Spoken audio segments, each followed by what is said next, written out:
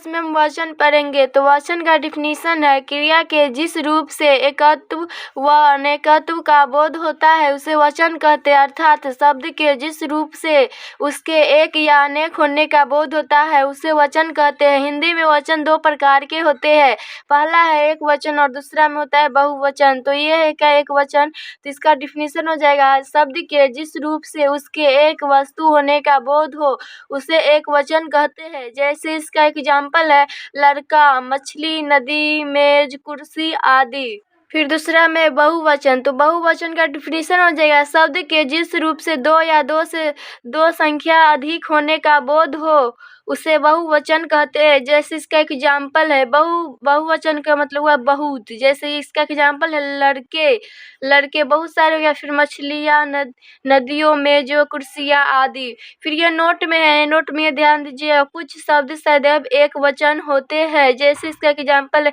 जनता, माल, सामग्री, सामान, सोना, दूध, पुलिस, पानी, वर्षा, आग आदि।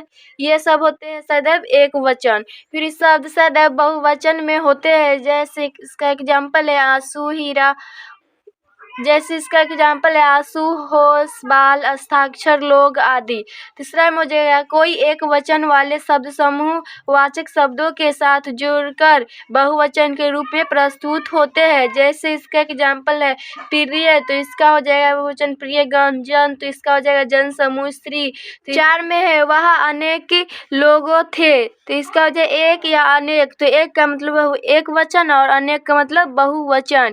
तो एक का बहुवचन अनेक होता है, जहाँ कहीं भी अनेक का प्रयोग दिखे तो वहाँ गलत होगा। जैसे इसमें एग्जाम्पल है वहाँ अनेकों लोग हैं, अनेकों है तो ये गलत हो जाएगा। वहाँ अनेक लोग है तो ये सही हो जाएगा। एक वचन से बहुवचन बनाना, एक में है अक्रांत, दूसरा में उक्रांत और तीसरा में है अक्रांत। तो अक्रांत का मतलब आ, फिर उक्रांत का मतलब उ, अक्रांत का मतलब औ।